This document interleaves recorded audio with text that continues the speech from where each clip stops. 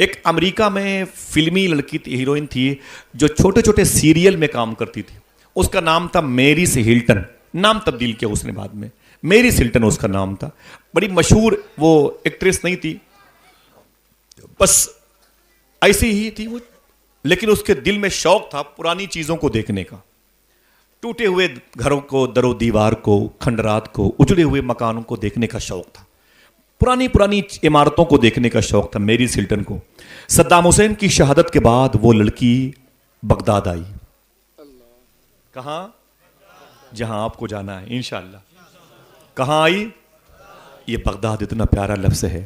حضور غوث پاک فرماتے ہیں جس کی دعائیں کہیں قبول نہ ہوں، بغداد کی مٹی اٹھا کے دعا کرے، اللہ اس کی دعائیں قبول کر لے. وہ لڑکی میریس ہلٹن نام تھا، وہ بغداد آئی. دیکھیں موصل میں کتنی بمباری ہوئی ہے، کرکوک میں کتنی بمباری ہوئی ہے، دیکھیں تکریت میں کتنے بم گرے ہیں، دیکھیں کردستان کا علاقہ کیسا اجڑا ہے، دیکھیں کہ ادھر مدائن کے علاقے میں بڑی بڑی بلڈنگیں کیسی زمین، وہ کرخ کا علاقہ کیسے بیٹھ گیا. اور سب کی ویڈیو بنا رہی تھی وہ لڑکی میریس ہلٹن. اچانک ویڈیو بناتے بناتے غوث پاک کے محلے میں آ گئی. اور کوئی غوث پاک کے محلے میں آ گئی. جب غوث پاک کے محلے میں آئی تو سامنے غوث پاک کا گنبد نظر آیا، قریب میں مینار نظر آئے، جس مینار کے بارے میں دیکھنا کتنے لوگ سبحان اللہ کہتے ہیں. دیکھنا سوال میں دل سے بولتا ہوں جملے کو. حضور صوفی سلطانیہ فرماتے ہیں سیفی بھائی تمہیں پتہ نہیں ان میناروں کے بارے میں. میں نے کہا نہیں. دیکھنا کتنے لوگ سبحان اللہ کہتے ہیں. جملہ دیکھیں آپ، دیکھیں بھائی فرماتے ہیں صوفی صاحب قبلہ کہ ان میناروں کے بارے میں تمہیں علم نہیں ہے. نہ جانے کتنے ایسے لوگ ہیں جو اس مینار کو دیکھ دیکھ کر کے اللہ کے ولی بن گئے ہیں. یہ میناروں کی شان ہے غوث پاک. خدا کی قسم آپ دیکھو گے تو آپ کی آنکھیں بھر آئیں گی. کبھی چلو گے نا انشاءاللہ. کہتے ہیں یار مجھے کیوں اپنے گھر لے کے جاتے ہو، صالحین بھائی کو، غلام نور مجسم بھائی کو، علماء کو. آئیں حضور گھر پہ قدم رکھ دیں تو قدم ودم تو مقصد نہیں ہے، بس یہ کہ دیکھ لو کہ ہمارے یہ ٹائل سے لگی ہوئی ہیں، یہ پتھر لگے ہوئے ہیں، اٹالین سامان لگے ہوئے ہیں، یہ اس کی جو واش بیسن کی ٹوٹی ہے 5,000 روپے کی ہے، پنکھے کتنے قیمتی لگے ہوئے ہیں، اے سی کتنی برانڈڈ کمپنی. یہی سب دکھانے کے لیے.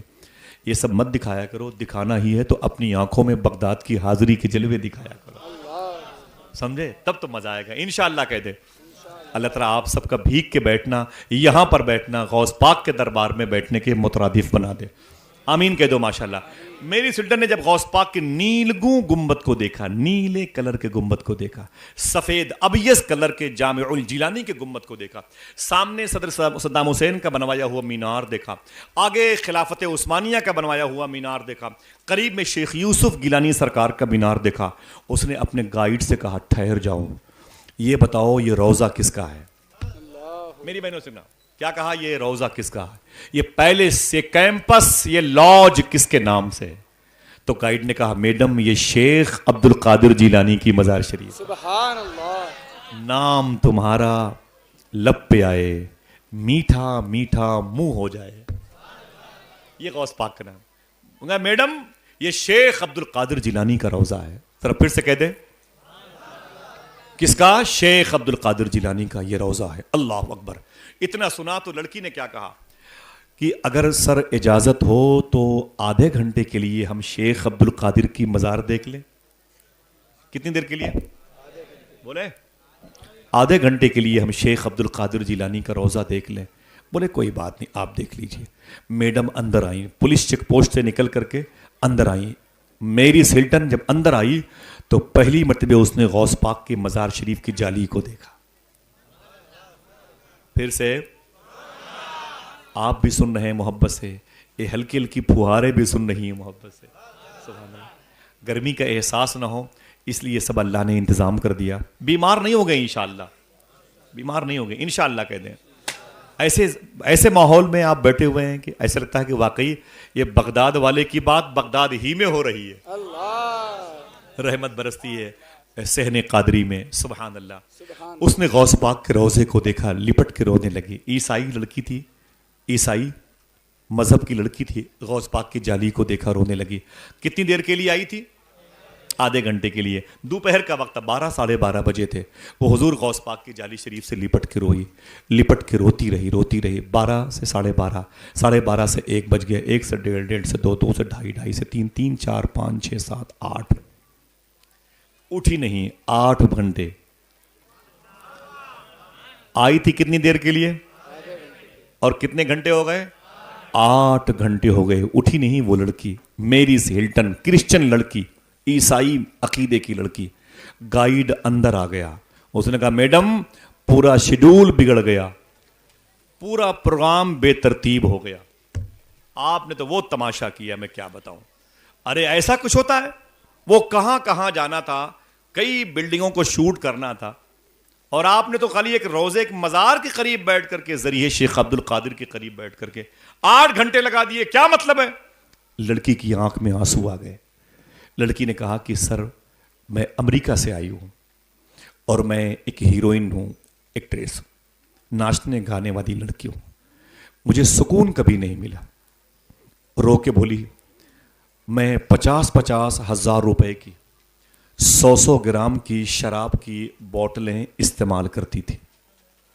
50 ہزار روپے کی سکون کے لیے.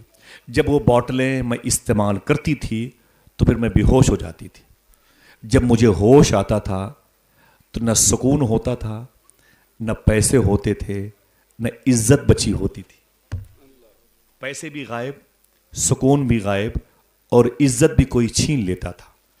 سر میں کیا بتاؤں آپ سے, آج میں نے زندگی میں پہلی مرتبہ شیخ عبد القادر جیلانی کے روضے کے قریب بیٹھ کر 8 گھنٹے سے یہی سوچ رہی ہوں. جب بغداد کے ولیوں کے بادشاہ شیخ عبد القادر کے روضے کی جالیوں میں اس قدر سکون موجود ہے تو نبیوں کے سردار آمینہ کے لال کے روضے کی تاثیر کا عالم کیا ہوگا. اللہ اکبر, یہی سوچ رہی ہوں. اللہ اللہ. پھر اس نے کہا کہ اب میں یہاں سے نہیں اٹھوں گی, اب میں کلمہ پڑھ کے اسلام قبول کرنا چاہتا ہوں. اللہ. ایک ہماری صحبت ہے, جو بیٹھتا ہے وہ اس کو پردھان بننے کے خواب دیکھتے ہیں, جو بنتا ہے وہ رشوت اور دلالی لینے لگتا ہے, پیسے کھانے لگتا ہے. ایک ہماری بری صحبتوں کا اثر ہے, جو ہمارے پاس بیٹھ جاتا ہے وہ بہن بیٹیوں سے نفرتیں کرنے لگتا ہے, وہ اپنے قرابت داروں کو, غریبوں کو ذلیل سمجھتا ہے. ایک غوث پاک کے روضے کی جالی ہے, ایک عیسائی لڑکی نے دیکھ لیا تو اسلام قبول کر لیا. ذرا سوچو کہ وہ جو سچوں کا سردار ہے, جب اس کے جالی کی یہ تاثیر ہے تو اس کی ذات میں کتنی تاثیر ہوگی. ذرا محبت سے کہہ دو سبحان اللہ. اللہ ہم سب کو اس دربار گوہر بار کی زیارت کا شرف عطا فرمائے. آمین کہہ دو, دل سے آمین کہہ دو انشاءاللہ. ذرا پھر سے ہاتھوں کو اٹھائیں, بولیں لبیک یا غوث اعظم, لبیک یا غوث اعظم. سرکار غوث اعظم کے دربار میں کہ جو مٹی ہے نا, مٹی اس میں کتنی برکت ہے بتا دوں سبحان اللہ. ایسی بارش میں پورے ہندوستان کے لوگ بھاگ جاتے, لیکن سبحان اللہ یہ غوث پاک کی نوازش ہے. ماشاء اللہ غوث پاک کا کرم ہے. غوث پاک فرماتے ہیں جب میرا نام کوئی عشاء کی نماز کے بعد لیتا ہے اسے بتا دو کہ میں اس کا نام مغرب کی نماز کے بعد لے چکا ہوتا ہوں. ہائے ہائے ہائے, سمجھ رہے ہیں آپ؟ ذرا محبت سے کہہ دو سبحان اللہ. حضور غوث پاک فرماتے ہیں اپنی خانقاہ سے نکلے, آپ فرماتے ہیں قبلہ کی طرف آپ کی پیٹھ مبارک تھی. آپ نے فرمایا تھا, میرے دادا نے فرمایا تھا, من زارا قبری وجبت لہو شفاعتی, جس نے میرے روضے کی زیارت کی اس پر میری شفاعت واجب ہے. غوث پاک فرماتے میرے دادا نے فرمایا جس نے میری قبر کو دیکھا اس پر میری شفاعت واجب ہے. میں ان کا بیٹا شیخ عبد القادر کہہ رہا ہوں, جو میری اس گلی سے گزر جائے گا اس پر میری شفاعت واجب ہے. اللہ اکبر, اللہ اکبر. اس گلی کے ذروں کا عالم کیا ہے, اس گلی کے مٹی کے ایک ایک تنکے کا عالم کیا ہے, جسے سچوں کا سردار کہا جاتا ہے. اس کا دربار کتنا نوری ہے. دیکھیں حضرت سبحان اللہ, ایک مریض ہے جس کی روح نکلنے والی ہے, ایک دم جان لب پر آ گئی, اب اور تب کا مہمان. حکیموں نے جواب دے دیا, لوگوں نے اسے ٹانگ کر کے غوث پاک کی بارگاہ میں لے آئے. آپ کو تعجب نہیں ہوا اس لیے آپ نے سبحان اللہ نہیں کہا. کہاں لے کے آئے؟ حضور غوث پاک کی بارگاہ میں. جب حضور غوث پاک کی بارگاہ میں اسے لے آئے تو سیدنا شیخ نے فرمایا کیا بھائی کیا بات ہے, کس کو لائے ہو؟ تو لوگوں نے کہا حضور یہ مریض ایسا ہے, پیشنٹ, کہ اسے حکیموں نے جواب دے دیا ہے, اب اس لیے لایا ہوں یا تو یہ مرے تو آپ کی دہلیز پر، یا تو پھر کرم کی نظر ڈال دیں اللہ اسے زندگی عطا فرما دے. سبحان اللہ. سبحان اللہ. حضور غوث اعظم آگے بڑھے. آگے بڑھنے کے بعد زمین سے کچھ اٹھایا اور اٹھا کر کے اس مریض کے منہ میں ڈال دیا. مریض جو اوپر جا رہا تھا اٹھ کے بیٹھ گیا. اٹھ کے بیٹھ گیا. جب اٹھ کے بیٹھ گیا تو گھر کے لوگوں نے کہا کہ یا سیدنا شیخ یہ بات کیا ہے؟ ابھی تو اس کی روح نکلنے والی تھی، اس کے منہ میں آپ نے کیا ڈال دیا؟ اٹھ کے بیٹھ گیا مریض. تو غوث اعظم نے جو جملہ ارشاد فرمایا اپنے ہاتھوں کو سن کر کے سبحان اللہ کہیے گا انشاءاللہ. حضور غوث اعظم فرماتے ہیں میں نے اس کے منہ میں اس گھاس کے تنکے ڈالے ہیں جس گھاس پر میرے مدرسے کے بچے چلا کرتے ہیں. سبحان اللہ. دیکھیں سرکار غوث اعظم بازار کیسے جاتے تھے. سنیں گے آپ آواز کم کر دیں، بہت دیر سے بول رہے ہیں. سنیں آپ سنیں گے انشاءاللہ. بغداد شریف کی زمین ہے، بغداد کی مارکیٹ ہے. ایک یہودی جو جسے قرآن میں اسلام کا دشمن کہا جاتا ہے، وہ یہودی بازار بغداد میں ہے. ایک گھوڑا بیچنے کے لیے آیا ہوا ہے. کیا بیچنے؟ اونچی بولے. گھوڑا بیچنے کے لیے آیا ہے. اس نے گھوڑے کی قیمت لگا رکھی 5,000 روپے. یہ گھوڑا 5,000 روپے کا. کتنے کا؟ میرا گھوڑا 5,000 روپے کا. وہ قیمت لگائے ہوئے بازار بغداد میں چیخ رہا ہے، لیکن کسی نے اس کے گھوڑے کو خریدا نہیں. جیسے جیسے سورج ڈوبنے لگا اس کی آنکھوں میں آنسو آ گئے. وہ رونے لگا. رونے کی وجہ کیا تھی؟ بات یہ تھی کہ 2-3 دن کے بعد اس کی بیٹی کی شادی تھی. 2-3 دن کے بعد اس کی بیٹی کی شادی. اسی وجہ سے گھوڑا بیچنے آیا تھا. اگر گھوڑا نہ بکتا تو بیٹی کی شادی کے پیسے کہاں سے آتے؟ یہی سوچ کے رونے لگا. جب رویا تو آنکھ سے آنسو نکلے. سورج ڈوبا، دل ڈوبا. بہت دیر ہو گئی. اب اس نے کیا کیا؟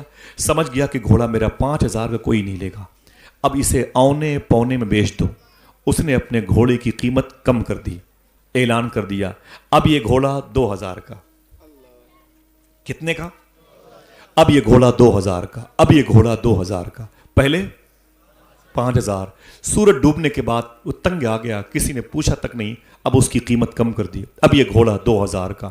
اب یہ گھوڑا 2,000 کا. اب یہ گھوڑا 2,000 کا. معلوم ہے حضور غوث اعظم آ گئے.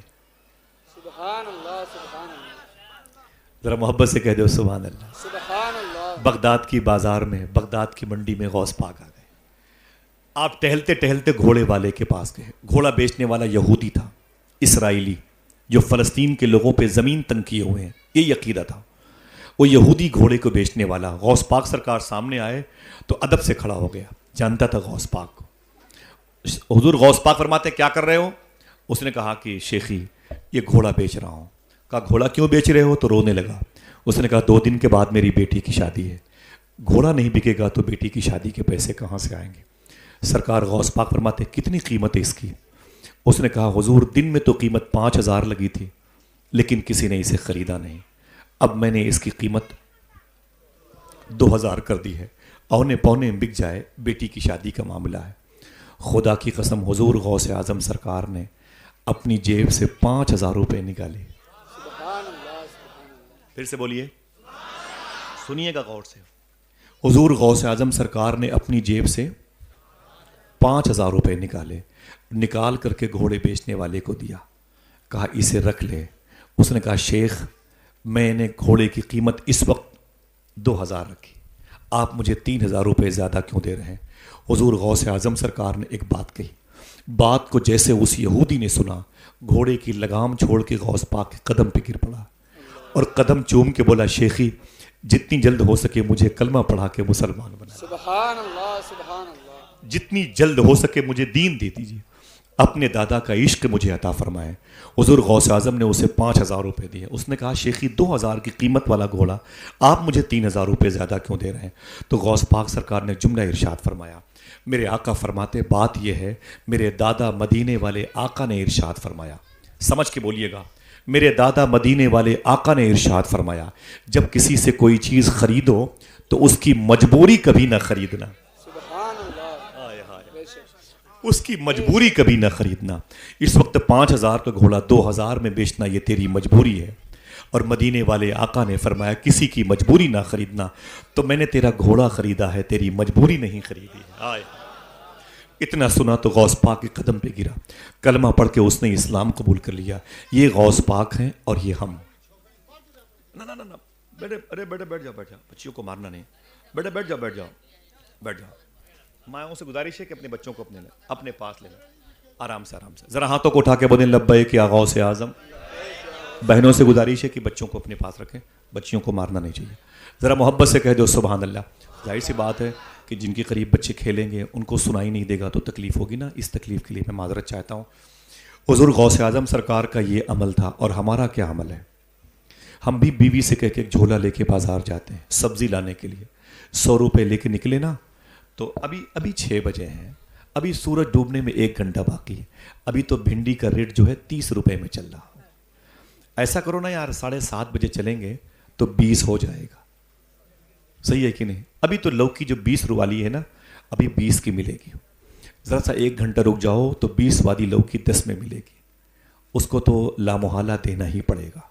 یہ ہے اس کی مجبوری جو ہم خریدنے کے لیے 1 گھنٹہ کسی چائے کی دکان پر 2 3 کپ چائے پی ڈالتے ہیں، وہی پیسہ جو لوکی والے کو دینا تھا وہ چائے والے کو دے دیتے ہیں، پلس اس کے علاوہ بیٹھ کے ہوٹلوں میں دوسروں کی برائیاں کرتے ہیں، غیبت کرتے ہیں، گالیاں حسد برائی کرتے ہیں، اور پھر اس کے بعد کوئی نیکی تو ہے ہی نہیں ہمارے پاس، کوئی اچھی بات کسی سے بتانے کے لیے ہوٹل ہم جاتے ہی نہیں، سمجھ رہے ہیں؟ کوئی غریب ملا تو اس کی غریبی کا مذاق اڑایا، کسی کی بیماری کی خبر ملی تو اس کی بیماری کا مذاق اڑایا، کسی ایک پیر کے معذور انسان کو دیکھا تو اس کو لنگڑا کہہ کے پکارنے لگے، کسی کی آنکھ میں روشنی کم دیکھی تو اسے اندھا کہہ کے پکارنے لگے، یہی کرتے رہتے ہم لوگ، سمجھ رہے ہیں؟ آج یہ ہمارا عالم ہے۔ خدا کی قسم صوفی سلطان میں فرماتے ہیں کہ جب تمہیں چائے پینے کی خواہش ہو تو کبھی بھی ایک چائے کے پیسے لے کے بازار مت جایا کرو، بلکہ ایک ایکسٹرا چائے کے پیسے لے کے جایا کرو۔ پوچھا گیا وہ کیوں؟ کہتے 1 کپ چائے کسی اور کو پلا کے پیو گے تو چائے کا ذائقہ زیادہ اچھا معلوم ہوگا۔ سبحان اللہ سبحان اللہ۔ بولے یہ حضور غوث پاک کی سنت ہے، وہ کھلا کے کھاتے تھے، کہتے ہو سبحان اللہ۔ اگر آپ قادری ہو تو اس پر عمل کیا کرو، کبھی بھی کسی رکشے والے کو روک کر کے 1 بوتل 10 روپے کا پانی دے دیا کرو، وہ دعا نہیں کرے گا، لیکن جیسے جیسے پانی اس کے بدن میں جائے گا جسم کے ہر حصے سے دعا نکلتی رہے گی، صحیح ہے کہ نہیں؟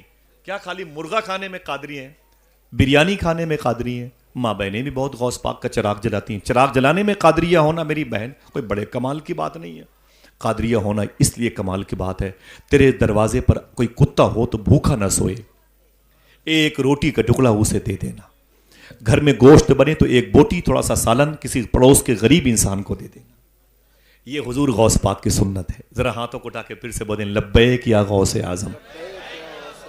تو جو ہم بازاروں میں جاتے ہیں اگر وہی عمل غوث پاک والا کریں تو اس سے فائدہ ہوگا کہ نقصان؟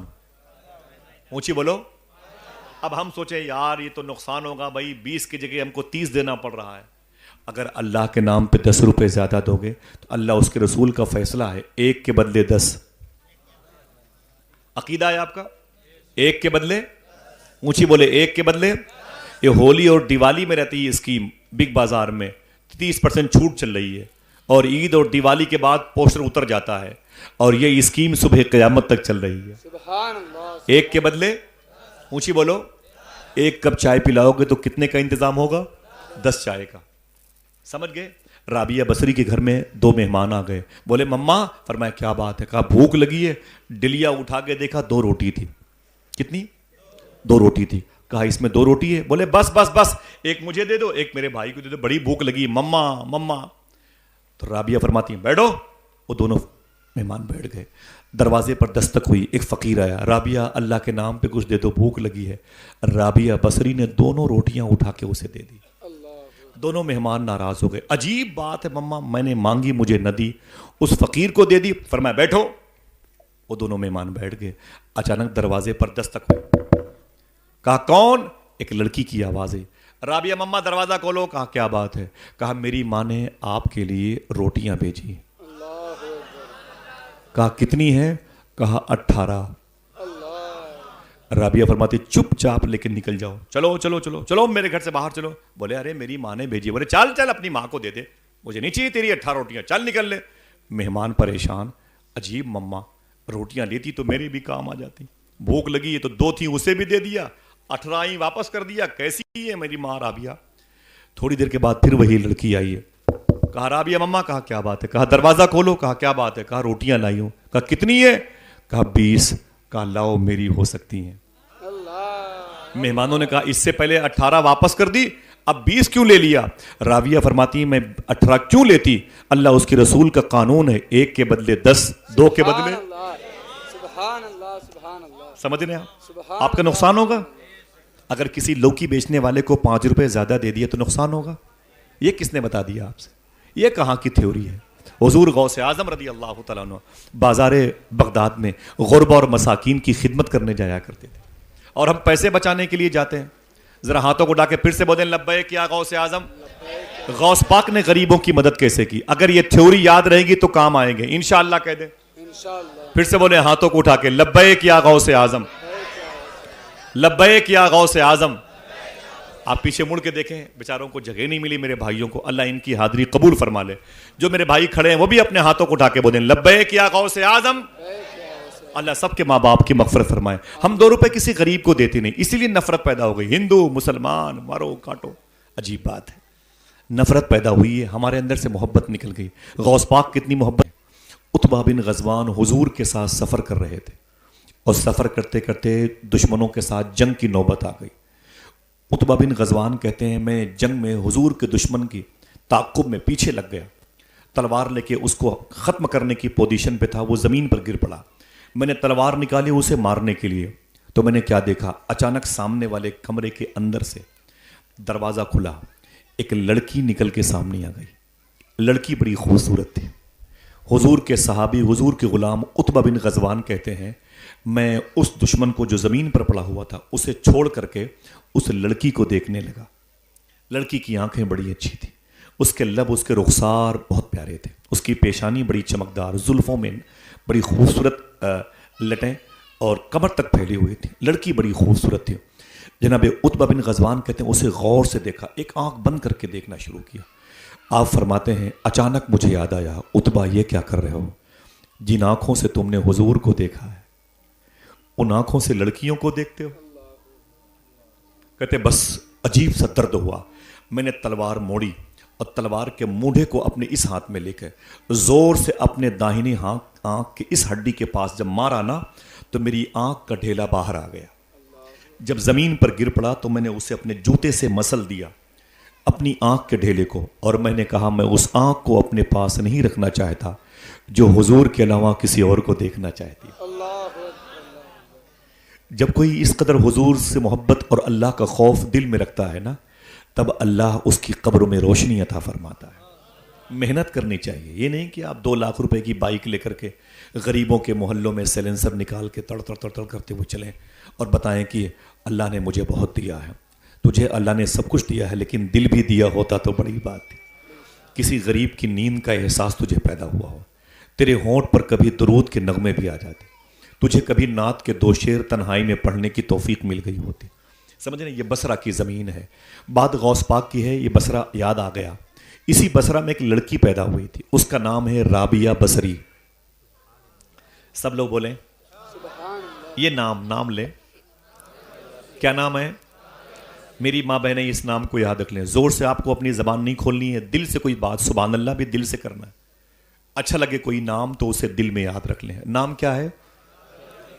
رابع کے معنی عربی میں 4 ہوتے ہیں. رابع کے معنی بچے بولیں, رابع کے معنی 4. ان کی مدار شریف 2 روایت ہیں. ایک تو بصرہ میں ہے, جو بصرہ میں میں نے وہاں فاتحہ پڑھی ہے. جو فلسطین میں ہے یہ زیادہ قول ہے نا, جو فلسطین میں ہے مفتی صاحب زیادہ قول ہے کہ فلسطین میں. رابعہ بصری, تو ان کا نام کیا پڑا؟ رابعہ. کیوں؟ ان کی پیدائش سے پہلے ان کے گھر میں ان کی 3 بہنیں پیدا ہو چکی تھی. یہ ہوتی ہیں اپنے باپ کی چوتھی بیٹی. عربی میں 4 کو کیا بولتے ہیں؟ اربا, رابعہ, رابع. ان کے باپ نے ان کا نام رکھ دیا رابعہ. اور بصرہ کیوں رکھ دیا؟ اس لیے کہ بصرہ میں پیدا ہوئی. سمجھ گئے نا بھائی؟ الہ آباد میں الہ آبادی، لکھنؤ میں لکھنوی، کانپور میں کانپوری، حیدرآباد میں حیدرآبادی. ٹھیک، وہ بصرہ میں پیدا ہوئی، بصری ہو گئی. لیکن جب باپ کو خبر ہوئی کہ میرے گھر میں پھر بیٹی پیدا ہوئی تو باپ روئے، بہت روئے. اتنا روئے غریبی کی وجہ سے، غریبی کی وجہ سے روتے روتے سو گئے. دیکھنا کتنے لوگ سبحان اللہ کہتے ہیں. روتے روتے سو گئے تو خواب میں اللہ کے نبی تشریف لائے. پھر سے بولیں، اونچی بولو، حضور خواب میں آ سکتے ہیں کہ نہیں؟ خواب میں میرے آقا تشریف لائے. بات کہاں کی ہو رہی ہے؟ اونچی بولو.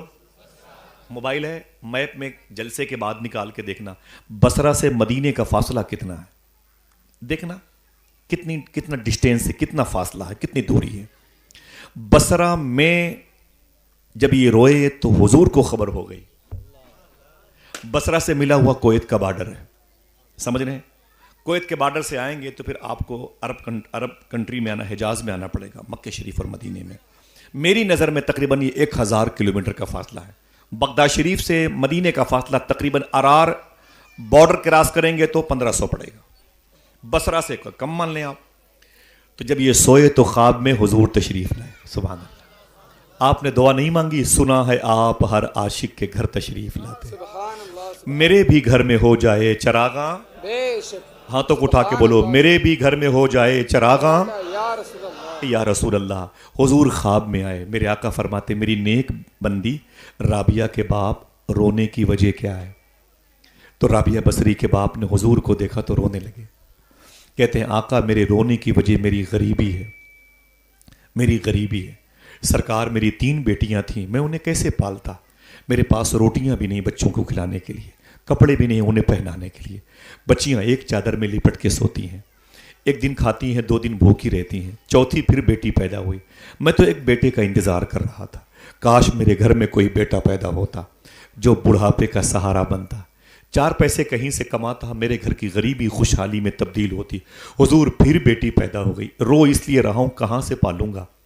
میرے آقا نے خواب میں ارشاد فرمایا، اے میری نیک بندی کے باپ سن، ایک کاغذ اور قلم لے کے آ. جب خواب میں کاغذ اور قلم لے کے آ گئے رابعہ بصری کے باپ تو حضور فرماتے ہیں ایک خط لکھو. خط کس کے نام لکھنا ہے؟ بصرہ شہر کے سب سے امیر آدمی کے نام، یعنی امیر بصرہ کے نام، حاکم بصرہ کے نام، مالک بصرہ کے نام. لکھو یہ خط. جیسے اس خط کو لکھا رابعہ بصری کے باپ نے لکھنا چاہا یہ خط امیر بصرہ کے نام. اس کے بعد حضور نے کیا لکھوایا؟ دیکھنا پھر کتنے لوگ سبحان اللہ کہتے ہیں. میرے آقا فرماتے ہیں اے میری نیک بندی کے رابعہ بصری کے باپ آگے لکھو، اے امیر بصرہ، بصرہ کے سب سے بڑے پیسے والے، اے حاکم بصرہ، یہ بتا روزانہ تم میری بارگاہ میں درود شریف پڑھتے تھے، کل تم نے درود شریف کیوں نہیں پڑھا؟ جرمانہ ادا کیجیے. اللہ اللہ. ذرا ہاتھوں کو اٹھا کے بولیں سبحان اللہ. محبت سے سبحان اللہ. ذرا ہاتھوں کو اٹھا کے بولو لبیک یا رسول اللہ. موسم بارش کا ہے. وہ کہاں سے آئے ہوئے ہیں دوست؟ ماشاء اللہ بہت دور سے، وہ اسماعیل پور جو ہے باغ بنسی کے قریب سے چوہا ادھر. ماشاء اللہ. اللہ میرے ان بھائیوں کو سلامت رکھے. اب خواجہ کڑک عبدال شاہ، غوث العالم منور شاہ، اسماعیل شاہ چاہیں گے تھوڑی دیر بات ہو جائے گی.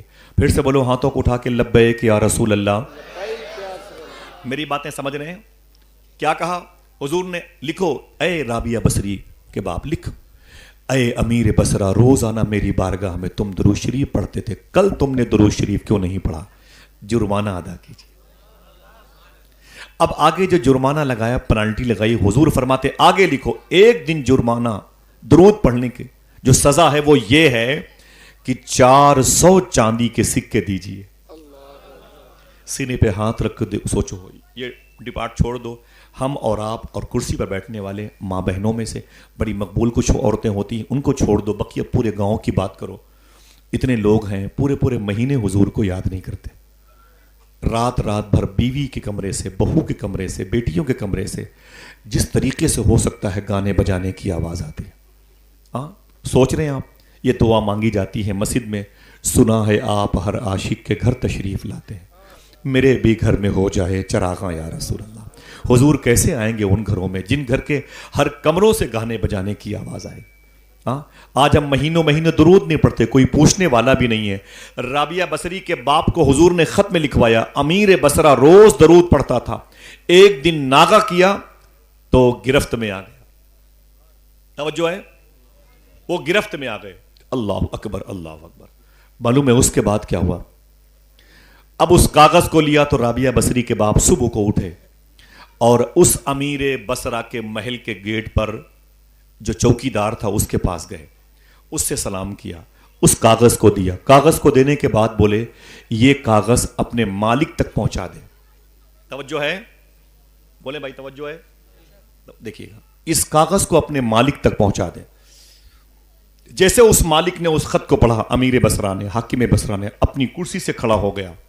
اس نے اپنے واچ مین سے کہا خبردار یہ خط جو لے کے آ رہا ہے اسے اندر مت آنے دینا، میں خود دروازے پہ جا کے اس کا استقبال کرنا چاہتا ہوں، اس کا ویلکم کرنا چاہتا ہوں، میں خود دروازے پہ جانا چاہتا ہوں۔ دروازے پر امیر بصرہ آیا، رابعہ بصری کے باپ کھڑے تھے، آنکھوں کو چوما، پیشانی کو چوما، ہاتھوں کو چوما، قدم کو چوما، اندر لے گئے اور اپنی کرسی پر بٹھایا، خود زمین پر بیٹھے اور بیٹھ کر کے حاکم بصرہ نے کہا اے آنے والے شخص یہ بتا، درود میں پڑھتا تھا رات کے اندھیرے میں، چپکے سے پڑھتا تھا، میری بیوی سو جاتی تھی، میری بیٹیاں سو جاتی تھیں، میرے نوکر چاکر سو جاتے تھے، چراغ بجھا کے رات کے اندھیرے میں مصلے پر بیٹھ کے مدینے کی طرف منہ کر کے حضور کی بارگاہ میں درود پڑھتا تھا۔ یہ بتا میری بیوی بچوں کو خبر نہیں میرے درود پڑھنے کی، تجھے کیسے پتا چلا میں درود پڑھتا ہوں؟ رابعہ بصری کے باپ رونے لگے، رو کے بولے مجھے بھی نہیں خبر تھی، یہ بات مدینے والے آقا نے مجھے بتائی ہے،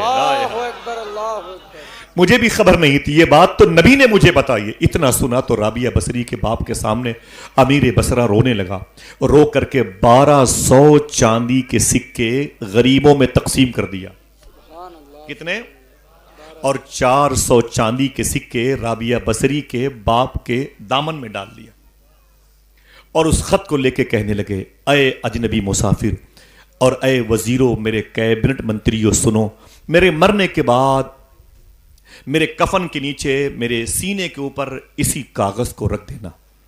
جب میں اللہ کے حضور جاؤں گا مجھ سے اللہ پوچھے گا اے حاکم بصرہ کیا لے کے آ رہا ہے میری بارگاہ میں، تو کہہ دوں گا میرے مولا تیری شان کے لائق تو ایک سجدہ بھی نہیں ہے، لیکن یہ کاغذ بتا رہا ہے زندگی میں میں نے تیرے حبیب پر درود پڑھا ہے، سبحان اللہ، میں نے تیری حبیب کی بارگاہ میں درود خوانی کی ہے، یہ کاغذ میری جنت میں جانے کا سرٹیفکیٹ ہے، یہ کاغذ میرے مغفرت کا سامان ہے، یہ کاغذ مجھے عاشقان رسول کے زمرے میں داخل کرے گا۔ اتنی مبارک محفل میں اتنے زیادہ لوگ اگر سبحان اللہ کی فضا میں حضور پر درود دل سے پڑھ لیں تو ایک دوسرے کے کاندھے پر بیٹھنے والے فرشتے اگر میدان محشر میں گواہی دیں گے تو خدا کی قسم سب کا بھلا ہو سکتا ہے۔ باواز بلند جتنی بھی عظیم آوازیں ہیں حضور کی بارگاہ میں حاضر باش ہو کر کے حضوری کے آداب سیکھتے ہوئے ذرا محبت سے کہہ دیں درود شریف پڑھتے ہوئے اللہم صلی علی سیدنا و شفیعنا و نبینا مولانا نورک محمد و عطرتہ و بارک وسلم بعدد کل معلوم لک۔ اللہ نے قرآن میں ارشاد فرمایا بسم اللہ الرحمن الرحیم یا ایھا الذین آمنوا اتقوا اللہ، اے ایمان والو اللہ سے ڈرو۔ پھر ریورس کرتا ہوں، اے ایمان والو اللہ سے ڈرو۔ اونچی بولے اے ایمان والو۔ قرآن کس سے کہتا ہے؟ ایمان والوں سے۔ کس سے کہتا ہے؟ بودھسٹ سے نہیں، جینسٹ سے نہیں، کمیونسٹ سے نہیں، لادینیت کے جو شکار ان سے نہیں، عیسائیزم، یہودیزم، وہابیہ، دیابنا، شیعت، رافضیت، خروج، تمام تر فرقہ باطلہ سے نہیں، قرآن مخاطب ہے۔ قرآن ان سے کہتا ہے جن کے پاس ایمان ہے۔ سن لیں اس کو، غور سنیں، قرآن کس سے کہتا ہے؟ جن کے پاس ایمان ہے۔ کیا کہتا ہے قرآن؟ اے ایمان والو۔ سبحان اللہ کہہ دو۔ یہ بتاؤ اگر آپ کو قرآن کہتا ہے تم ایمان والے ہو تو اب کالر ٹائٹ ہوگا کہ نہیں ٹائٹ ہوگا؟ اب کیا ضرورت ہے؟ ہم تو ایمان والے ہیں، ہم سے خدا کہتا ہے تم ایمان والے ہو، ہم سے قرآن میں کہا گیا تم ایمان والے ہو، لیکن اس کے بعد ایک شرط رکھی گئی، اگر تم ایمان والے ہو تو اللہ سے ڈرتے بھی رہو۔ بھاگ نہیں سکتے۔ ہم کسی دوسرے فرقہ باطلہ کی بات نہیں بھی نہیں کر رہے ہیں، آپ کی بات کر رہے ہیں، آپ کے مذہب اہل سنت کی بات کر رہے ہیں۔ آپ سے قرآن کہتا ہے تم اگر مومن ہو تو پھر اللہ سے ڈرتے بھی رہو۔ سمجھ رہے ہیں آپ؟ حرام نہیں کھا سکتے، جھوٹ نہیں بول سکتے، غیبت نہیں کر سکتے، بہن بیٹیوں کو آوارہ گردی کے لیے نہیں بھیج سکتے، بہن بیٹیوں پر بری نظر نہیں ڈال سکتے۔ اتقوا اللہ، اللہ سے ڈرو۔ اگر ایمان والے ہو تو سمجھ گئے. اگر تم ہندوستان کے شہری ہو, ہندوستان کا کارڈ ہندوستان کے ہونے کا تمہارے پاس پروف ہے, تو ہندوستان کے سمویدھان کو فالو کرنا پڑے گا. اگر تم مومن ہو تو پھر اللہ سے ڈرتے رہنا پڑے گا. ٹھیک ہے, سمجھ گئے. اس کے بعد کیا ہے, وَكُونُوا مَعَ الصَّادِقِينَ. اللہ فرماتا ہے تم مجھ سے ڈرتے بھی ہو تو ایک اور کام کرو, سچوں کے ساتھ ہو جاؤ. محبت سے بولیں. ایمان والے بھی ہو, اللہ سے ڈرتے بھی ہو, تو ایک اور شرط لگائی گی. ماں بہنیں سنیں, بچے سنیں. اللہ فرماتا ہے وَكُونُوا مَعَ الصَّادِقِينَ, سچوں کے ساتھ. سچے کہتے کس کو ہیں؟ پردھان جی کو, یہ چیئرمین صاحب کو, سنسد جی ودھائک کو, بتائیں گورکھپور والے بابا کو, بتائیں کسے کہتے ہیں؟ سچے افضل البشر بعد الانبیاء بالتحقیق.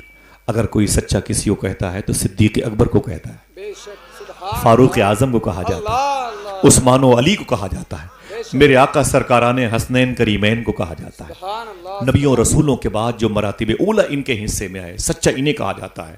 اور سرکار خواجہ اسماعیل شاہ کو سچا کہا جاتا ہے. بے شک اگر سبحان اللہ کہنے کی بات کرو بتا دوں, سچا حضور منور شاہ الہ آبادی کو کہا جاتا ہے. اللہ سرکارن چودھواں پیرا کو سچا کہا جاتا ہے. خواجہ تقی شاہ, خواجہ شابان ملت کو سچا کہا جاتا ہے. خواجہ کڑک عبدال شاہ کو سچا کہا جاتا ہے.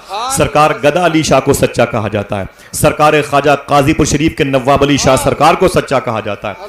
اور اگر زور سے بولنے کا وعدہ کرو بتا دوں, سچا ہدگام شریف کے خواجہ برہان الدین شاہ چشتی کو سچا کہا جاتا ہے. سبحان ان کے ساتھ رہو, ان کے ساتھ رہو, ان کے ساتھ رہو تو سیف رہو گے, محفوظ رہو گے. Waterproof, airproof, fireproof. سمجھ گئے؟ کیسا موسم ہوگا یہ تمہاری سیفٹی کریں گے. بارش ہوگی بھیگ جاؤ گے, آگ لگے گی جل جاؤ گے, گولیوں کی فائرنگ میں زخمی ہو جاؤ گے, لیکن ولیوں کے ساتھ رہو گے, محفوظ رہو گے. بے شک وَكُونُوا مَعَ الصَّادِقِينَ. اب میں ایک چپکے سے ایک بات بتاتا ہوں, دیکھنا کتنے لوگ سبحان اللہ کہتے ہیں. 900 سال پہلے غوث پاک آئے, 900 سال سے لے کے اب تک, اب سے لے کے امام مہدی تک. پھر ریورس کرتا ہوں, 900 سال سے لے کے اب تک, اب سے لے کے امام مہدی تک جو سچوں کا سردار ہے اسے شیخ عبد القادر جیلانی کہا جاتا ہے. سبحان اللہ سبحان اللہ. انس بھائی لگائے نعرہ, لگائے نعرہ کھڑے ہو کر کے ماشاءاللہ. پورا مجمع اپنے دونوں ہاتھوں کو اٹھا کے جواب دے ماشاءاللہ.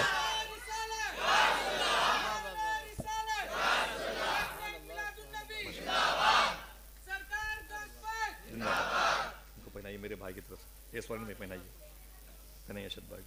آپ میں یہ تو میرے دوست ہیں, میرے ساتھ آئے ہوئے ہیں, سمجھ لو ان کے والد صاحب میرے بہت بڑی محفل کیے تھے. آپ میں سے کوئی ایک نعرہ لگائے غوث پاک کی محبت میں, آپ میں سے کوئی لگائے پوری. ماشاء اللہ, سبحان اللہ, جیتے رہیے, جیتے رہیے. سبحان اللہ. غوث پاک کتنی محبت کرتے تھے بتا دوں. بغداد شریف میں جہاں غوث پاک کی مدار شریف ہے, اسی سے 1 کلومیٹر بغل میں ایک نہر ہے جسے نہر دجلہ کہتے ہیں. نہر دجلہ کہتے ہیں. یہ بغداد کے بالکل بیچوں بیچ میں نہر بہتی ہے. آدھا بغداد, کاظمین ادھر اور آزمین ادھر, آزمیہ اور کاظمیہ دائیں بائیں. سمجھ رہے ہیں؟ ایک مرتبہ ابھی برج بنا ہوا ہے, کئی پل بنے ہوئے ہیں. پہلے تو پل وغیرہ تھا نہیں. ایک غریب انسان اس طرف سے اس طرف جانا چاہتا تھا, اور ایک ملاح کشتی چلانے والا بیٹھا ہوا تھا. شام کا وقت تھا تو اس نے کہا ملاح سے, بھائی صاحب اگر تکلیف نہ ہو تو مجھے اس پار پر دو, مجھے اس پار بھیج دو. ملاح نے کہا کہ اتنے پیسے لگیں گے. غریب نے کہا میرے پاس پیسے تو ہے نہیں. ملاح نے کہا یہ کشتی تیرے باپ کی ہے, میرا یہی کام ہے 2 روپے 4 روپے لے کے لوگوں کو اس پار کرانا, اور تو فری میں جائے گا, چل نکل لے. ڈانٹ کے بھگا دیا. وہ آدمی مسافر رونے لگا. جب رویا تو ایک صاحب سے ملاقات ہے. بولے یار روتا کیوں ہے؟ بولے روتا اس لیے ہوں کہ مجھے اس پار جانا ہے اور سورج ڈوب رہا ہے, دیر ہو رہی ہے, میرے پاس پیسے نہیں. ملا بھگا دیا. اس نے کہا عجیب انسان ہے, بغداد میں غوث پاک کے ہوتے ہوئے آنسو بہاتے ہو. اللہ اکبر. سبحان اللہ سبحان اللہ. بغداد میں غوث پاک کے ہوتے ہوئے آنسو بہاتے ہو. بولے کیا مطلب؟ بولے غوث پاک کے پاس چلے جاؤ, جا کے بول دو کہ شیخی میرے پاس پیسے نہیں ہیں اور ملا نے مجھے بھگا دیا. اللہ اکبر. اب حضور غوث پاک کی بارگاہ میں جب آئے نا تو معلوم ہے کیا ہوا؟ فرماتے کیا بات ہے غوث پاک؟ اس نے کہا کہ حضور وہ ملا نے مجھے بھگا دیا, میرے پاس پیسے نہیں ہیں, ڈانٹ کے بھگا دیا. تیرے باپ کی کشتی ہے؟ غوث پاک نے ایک جھولے میں سونے کی بسکٹ, سونے کے سکے, سونے کی اشرفیاں, ایک تھیلی میں ایک جھولے میں رکھی کئی تعداد میں اور فرمایا اسے لے جا اس کشتی چلانے والے کو دے دینا. آپ کو دیا ہوتا تو پورا خاندان مچل مچل کے سبحان اللہ کہتا. صحیح ہے کہ نہیں؟ بولے جا کے اس سونے والی کشتی یہ تھیلی کو کشتی چلانے والے شخص کو دے دینا اور اس سے کہہ دینا میرا نام نہ بتانا, اس سے اتنا کہنا جب تک زندہ رہنا ہر غریب انسان کا کرایہ اس میں ہے. سبحان اللہ سبحان اللہ. جب تک زندہ رہنا کسی سے پیسے نہ مانگنا, سب کے کرائے اسی میں, سمجھ رہے ہیں, سب کے پیسے اسی میں, خبردار کسی سے پیسے نہ مانگنا.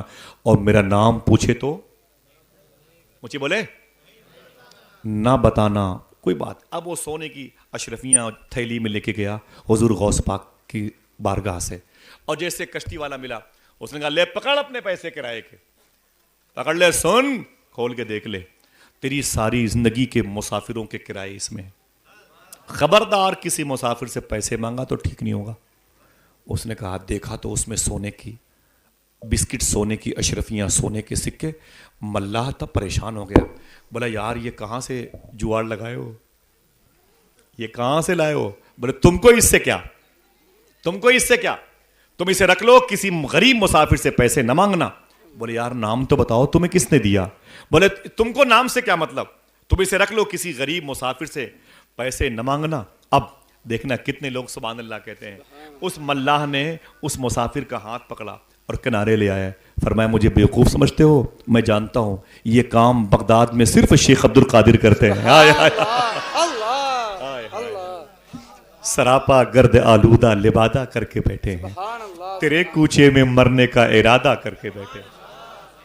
دعائیں مانگ لو تم بھی شہ جیلان کے صدقے, سنا ہے آج وہ دامن کشادہ کر کے بیٹھے.